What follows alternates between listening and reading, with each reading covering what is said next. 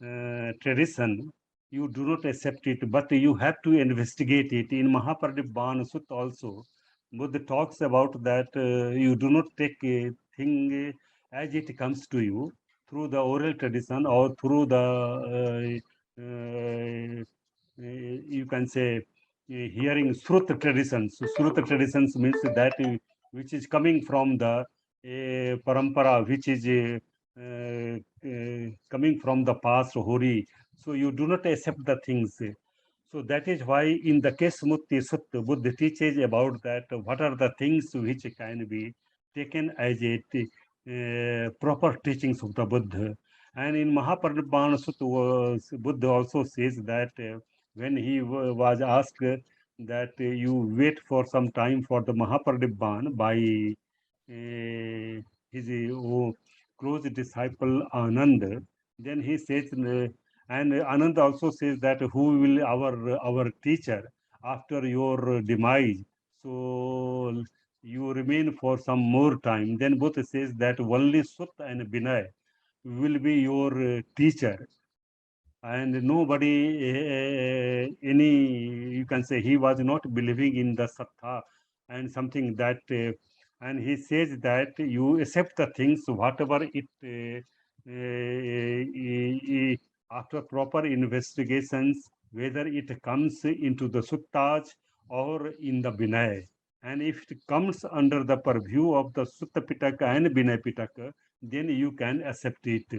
So that is why it has been said, and in case Muttu Sut Kalam, there is a discussion about that how Kalam Sut has been discussed. So let us discuss in a very detailed manner. So that is why I have sent you the matter in the detail. So first of all, if you see that there is a English translation of the passage, which makes clear that what Buddha says that. So whatever it has been put in the red, if you see that Buddha says that please, O Kalam, do not go by the oral transmission. You do not accept the things from whatever it comes from the oral traditions. Do not go by lineage. Lineage means that is the birth or from any Sakya or any lineage. Do not go by testament. Do not go any, you can say, the sacred text. Do not go by the canonical authority. You do not accept that it has been said in that. Do not rely on logic. Do not rely on inference, that is the anuman, and do not logic means that is the, if it is related with the reasoning.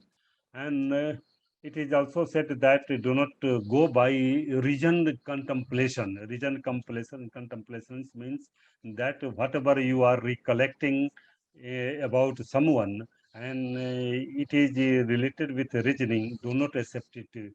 Do not go by the acceptance of the view after consideration.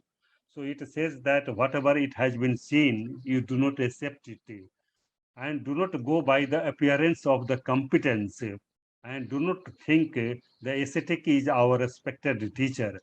And if someone says that I am your teacher, you have to accept it, do not accept it.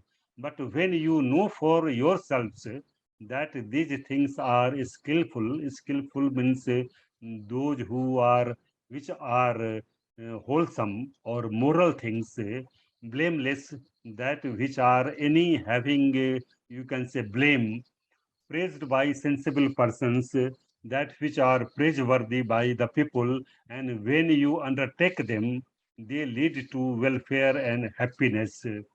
Then you should acquire them and keep them. And Buddha says that in the suttas and the Vinaya, which are your teacher, you can accept it. So I have given you the translation of the Kesmutti Sutta. So if you see that how Kesmutti Sutta with the Kālāmas of the Kesmutti, and it has been translated by Bhikkhu Sujato. So in the beginning, it has been said that once upon a time, the Buddha was dwelling at Koshala with a large number of bhikkhus who were, and in the town of the Kālāmas, and named Kesmut.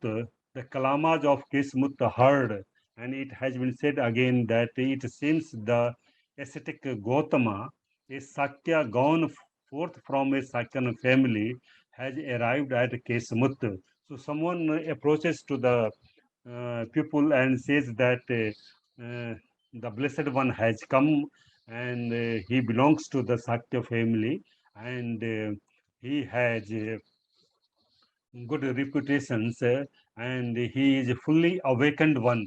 So it is good to see such type of perfectly enlightened persons.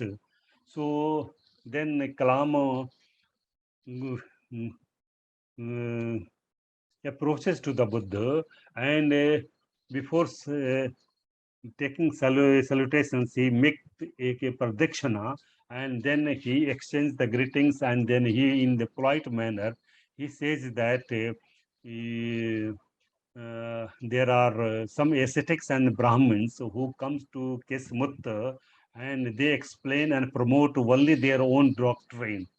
And in the Samaya Phala Sutta also, we see that how King Ajata Sattu approaches to the Blessed One and he says that there are six contemporary teachers and they are preaching different thoughts and the views and no one is clear about the what is the true doctrine. So let me know about these things in a very detailed manner. So here also, Kesmut also explains to the Buddha that there are so many teachers who are coming and they are explaining about their own doctrine, and but it is not clear. So they talk about only their own ideology or the thoughts, and they disparage the teachings or the doctrine of others. So, what if you tell about all these things in a detailed manner that what is the true doctrine? So, kindly let us know. Then Buddha says that, O Kalam, it is enough for you to be doubting and uncertain. There is no uncertainty. Doubt has come in you about an uncertain manner. So then Buddha says that do not go by the oral transmission and do not go by the lineage, do not go by any testament or the sacred teachings of the Buddha, or do not go by any canonical authority. There are four types of authorities which have been discussed also in Mahaparinibbana Sutta. They are called as Apadesa, four Apadesas. So here Buddha also says that do not go, rely on logic, do not rely on any inference, don't go by any region contemplation and do not go by the acceptance of the view after considerations and do not go by the appearance of competence and do not think the this ascetic is our respected teacher. So Buddha says that these things are unskillful, they are not wholesome, but they are uh, you can say not moral. They are immoral, you can say, and they are also blameworthy. They are criticized by sensible.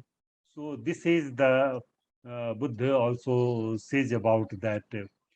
So Buddha says that, oh Kalam, what do you think?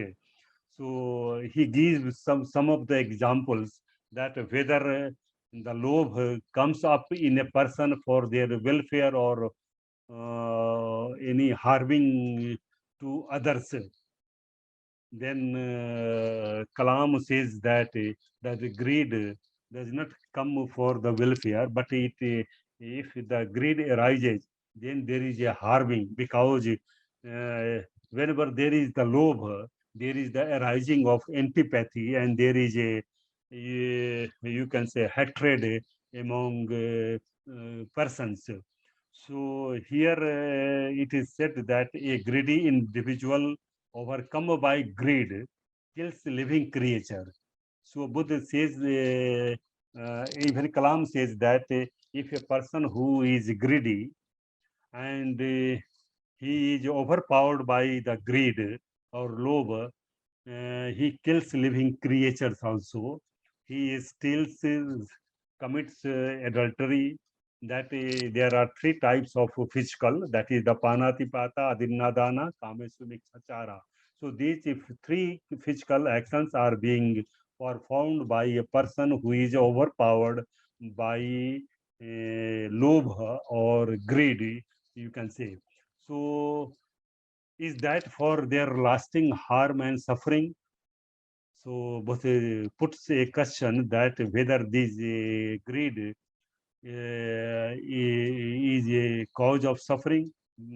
Then Kalam says that yes, they are causing their suffering.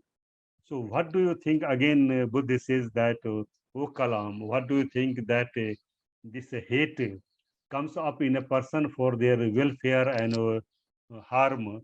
So, here first we have seen the lobha, and here again it comes the dosa. Dos means par vinasa chinta, a desire to harm others. So, Buddha asked that whether dves in Sanskrit or dosa or antipathy or hatred come up in a person, whether it is related with the welfare of the beings or it creates problem or harming to others also. Then Kalam says that certainly it is harming to others also. Then Buddha says that a hateful individual who is overpowered by the dosa, that is the hatred, he kills living creature, panatipata, he steals that he takes the things which is not given to him, adinnadana, and he commits sexual misdeeds also. He is indulging in sexual misdeeds, that is the kamesu mikchachara. So these three things are also being performed by a person who is overpowered by those.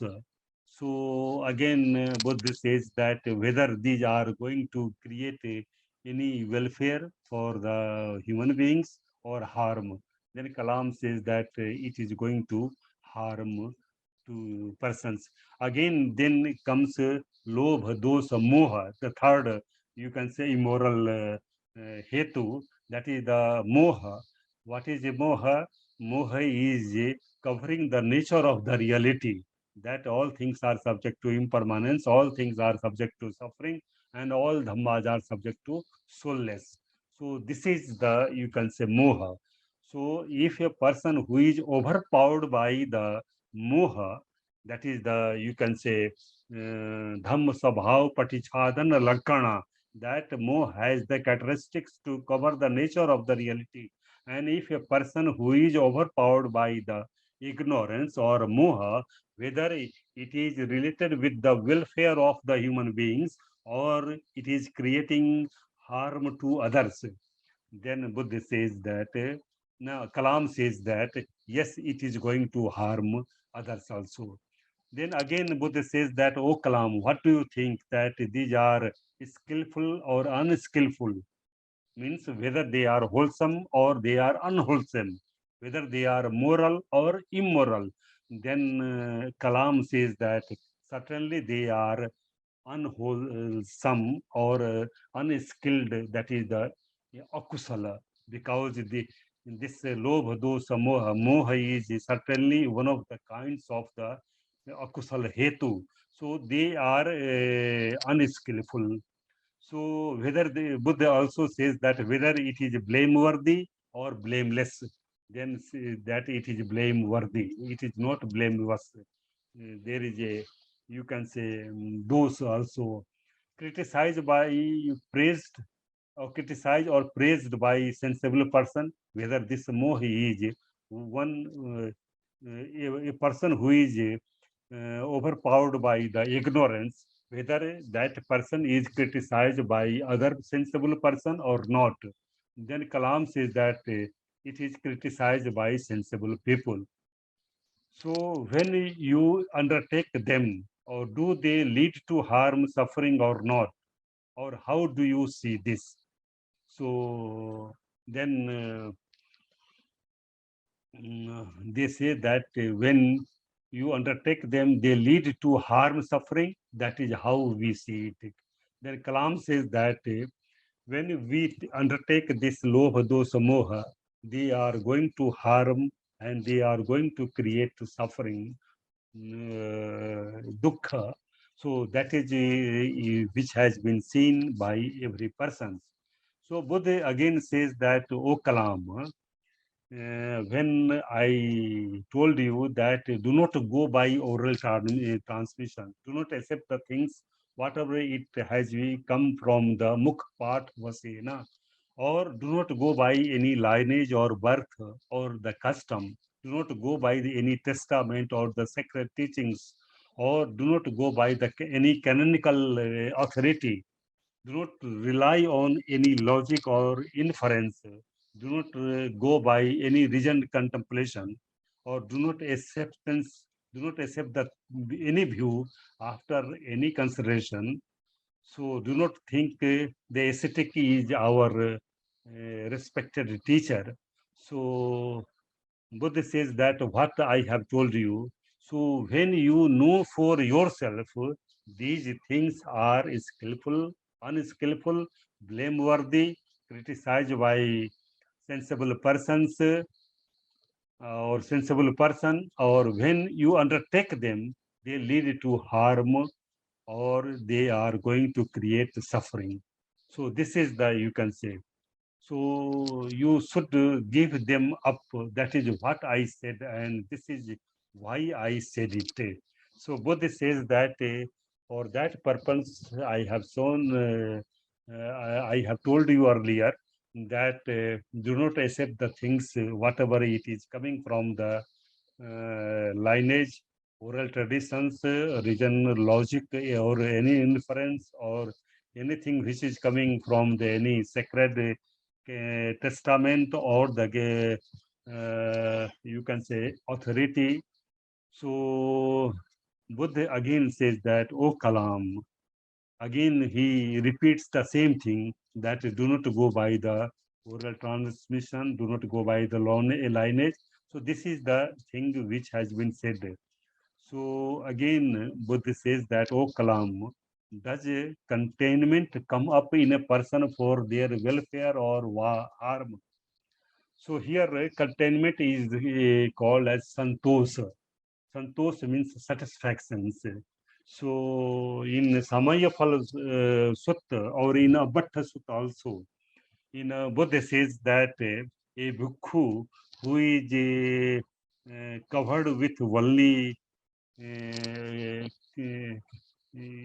he covers his body only with the grass and the leaves, he must be satisfied with that only. And whatever it comes for the pinda path, for the meal, he must be satisfied also. And in that Amata Sutta, it has been said that ghas chadan paramatai bhikkhu santurthoti. And in Dhammapad also, Buddha says that a person must be satisfied with their no, you can say whatever for the uh, our body it needs for the meal also and for the you can say body also. So for the sustaining of our body, whatever it is required, we must take only those things. And for the clothage, we have to accept the things only for what it comes to our, you can say, in our hand. So in Dhammapad also Buddha has discussed in a very detailed manner that a person must be contented or must be satisfied whatever it comes. So in again Kalam, to the Kalam, Buddha also asked questions that whether this santosam param sukham, it is also said as and even in seal, that is the morality or virtue. And we have seen that what is the seal? Seal or morality is the name of curtailment of the physical and vocal misdeeds. So here curtailment of the physical and vocal misstates a person must be satisfied with that also. So here also in Kalam is being asked by the Buddha that whether this santosa comes up in a person for their welfare or harm.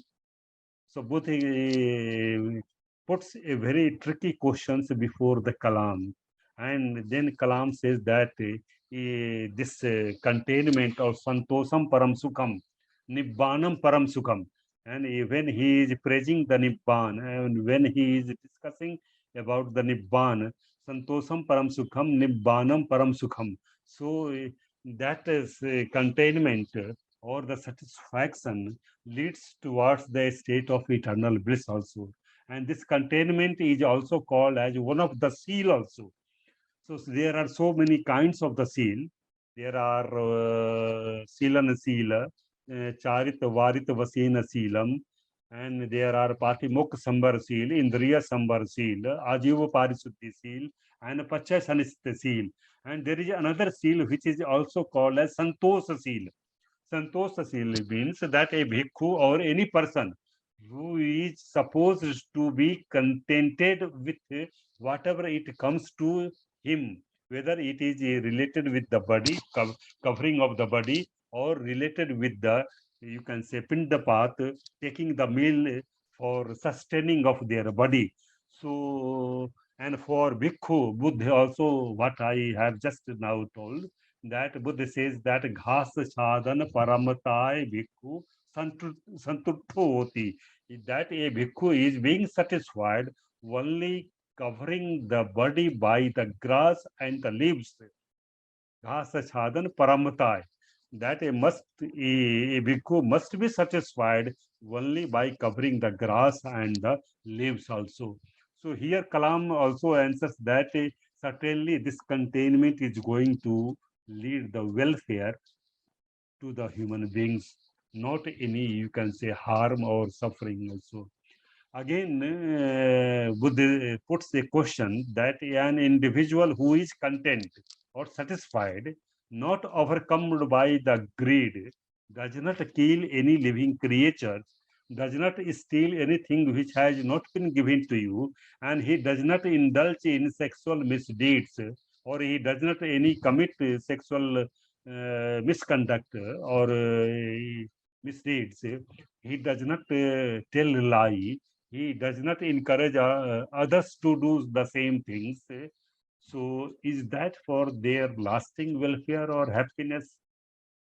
Buddha puts a question that whether containment is going to last for the welfare or happiness, then Kalam says that it is certainly going to last for the welfare and happiness. So again, Buddha puts another question to him, that to the Kalama, that oh Kalama, what do you think that when love comes up in a person for their welfare or harm? So love is here in the sense of just opposite of those.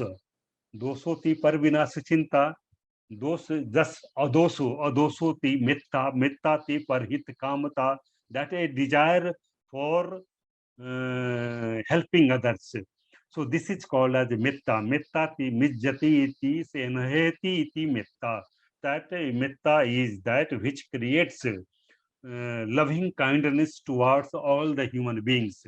So mijjati, that which creates the vibration of the sneha among the others, this is called as, you can say. See, so whether this is loving kindness, and even in Suttanipat, there is a Metta Sutta in the Urag Bhag, and in Urag Bhag, Buddha has given that what are the qualities of the metta and how metta or loving kindness can be practiced by the human beings. And he says that as a mother protects her baby at the cost of his or her own life, in the same way a person must cultivate loving kindness towards all the human beings, irrespective of any caste, color, or creed. So loving kindness is the it is unlimited in the practice of loving kindness is unlimited. That is why it is called as apamaya, or it comes under the Brahma Vihar. There are four, you can say, pillars of the Brahma Vihar, a noble way of living. That is the Metta, Karuna, Mudita, Upekha. So Metta is called as the first one.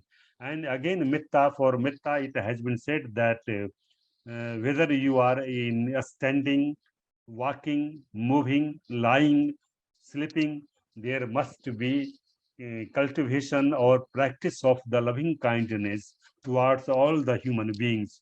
So here there is a concept that one who is associated with the loving kindness, whether it is going to create any harm or welfare, then Kalam says that it is going to create welfare among the human beings, those who are associated with the loving kindness, that is the metta. Again, Buddha puts a question that what do you think, O Kalam, that whether these are wholesome or unwholesome, or skilled or unskilled, or in another way, whether they are moral or immoral, in the Pali sense, that whether they are moral, that is the kusala or akusala. So that is the question which has been put by Buddha to the Kalam. Then Kalam says that certainly it is going to put moral. It is they are going to give the moral dhammas, and whether it is blameworthy or blameless, certainly it is blameless. It does not have any, you can say, immoral hetu. It is moral hetu, that is the metta, that is the adosu. So whether it is criticized or praised by sensible persons, so it is praised by the sensible persons. So again, Buddha asked that whether you undertake this adosu, that is the metta, do they lead to welfare and happiness towards all the human beings or not? How do you see this? Then Kalam says that when you undertake them, they lead towards the welfare and happiness towards all the human beings. That is what we are observing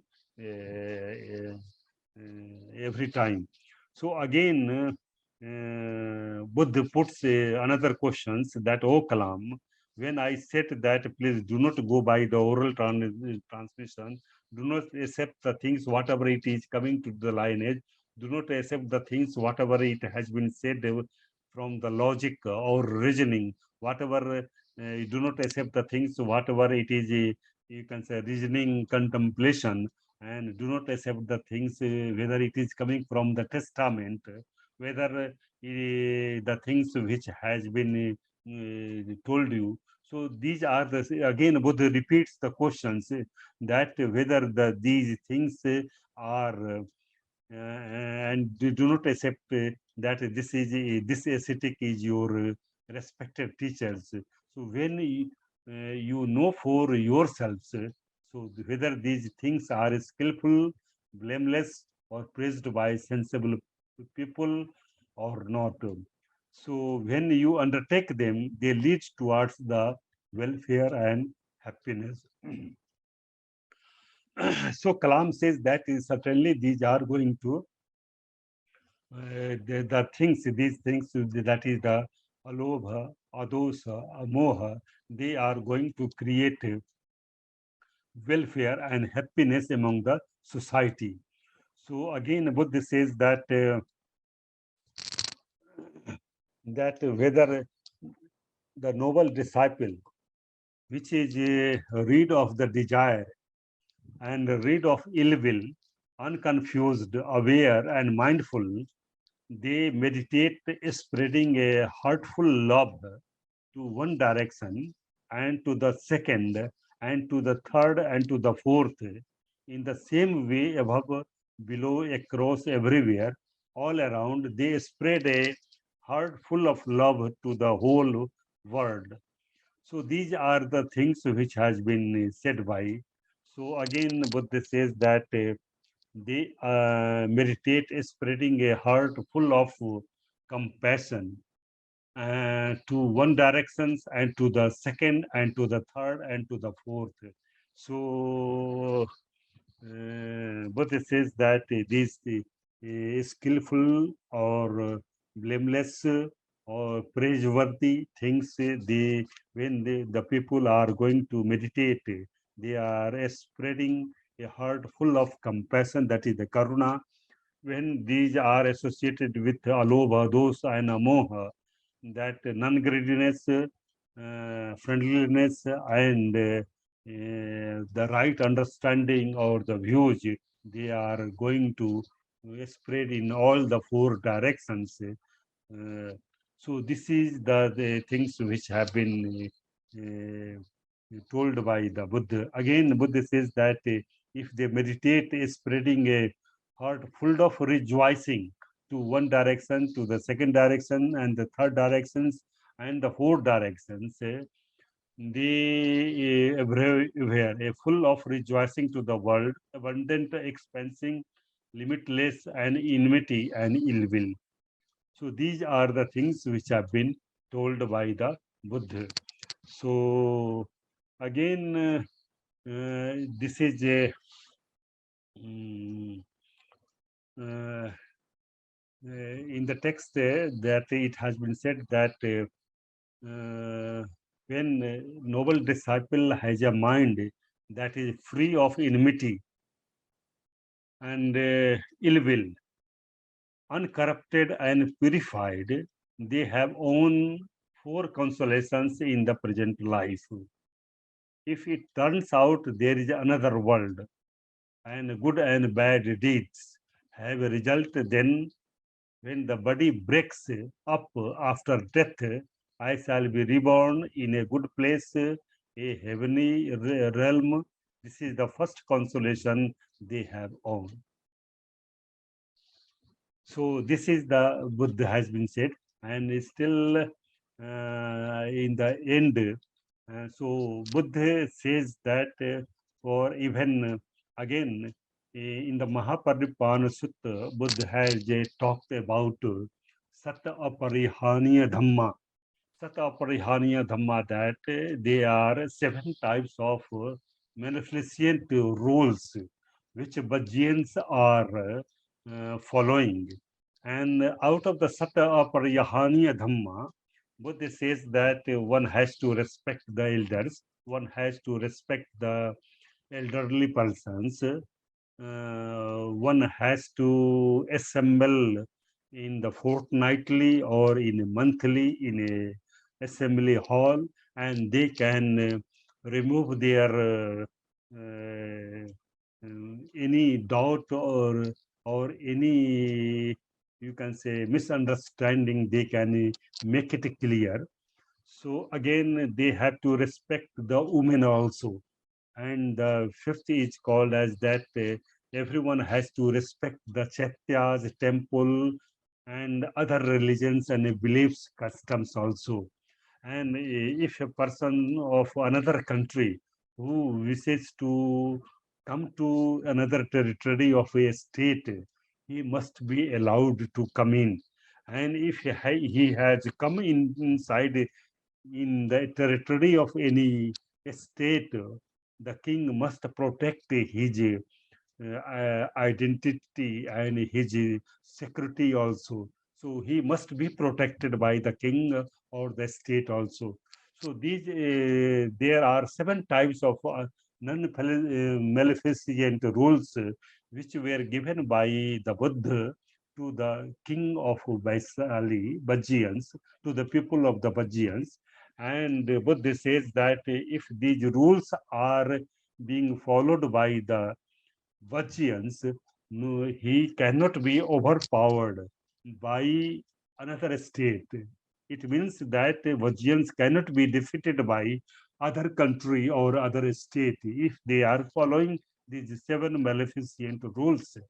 And here Buddha also talks about freedom of expression of thought also. And even in our Constitution of India, we see that how Buddha, in our Constitution of India, the 19th article talks about the freedom of expression of thought also. Everyone has a right to express his own ideas, irrespective of any caste, color, creed, and religion. So this has been taken from the teachings of the Buddha in our constitution also. Dr. B.R. Ambedkar has taken this freedom of expression of thought from the teachings of the Buddha, and he has included in our this Constitution of India. And even if you go through the preamble of India, that which talks about that we the people of India having solemnly resolved to constitute India into secular democratic republic to secure justice, liberty, fraternity to all of the people. This is the preamble of our constitution, and this has been also taken from our teachings of the Buddha also. So this freedom of expression of thought, Buddha has always talked about the that all people are equal, no one is inferior, no one is superior by caste or religion. Everyone is, you can say, equal. So, whosoever thinks that he is inferior or superior by lineage or by custom or by, you can say, birth, it is he is associated with false views, papakam dittigatam. So that has been said. So here in the Kalam Sutta or Kesbutti Sutta, these two names are given, and here Buddha has clearly talks about that do not accept the things which comes from the lineage, which comes from the traditions, which comes from the religion, from the teachers or from the reasoning, contemplated reasoning, something like that, whatever we have discussed just now. So Buddha says that there is no any teacher after my Mahaparinibbana. Your Vinay and Sutta will be the teachers. And you, if you find that these are available in the Sutta and Vinay, you can accept these things. Otherwise, you do not accept it. And Buddha was a very scientific teacher also. He had always talked about that investigate the things properly, and if it comes in the Sutta or Vinay, then you accept it, otherwise you can reject it. So this reasoning and the logic method, which was adopted by the Buddha as a scientific method of his teachings, that was also carried over by the Nalanda teachers also in Nalanda University, and from in Nalanda Mahavihar, ancient Nalanda Mahavihar, from Nalanda Mihar, the successive teachers went to the Tibet also, and they also put our this reasoning and the logic teachings of the Buddha, the teachings of the Buddha, which were based upon the reasoning and the logic. And Buddha, sorry, Dalai Lama also says that whatever the Buddhism which has been introduced in Tibet by our Nalanda teachers in a successive manner, they are called as Nalanda tradition of Buddhism, and that is based upon the logic and reasoning. And that is logic and reasoning is nothing but in to make the investigation of the teachings of the Buddha.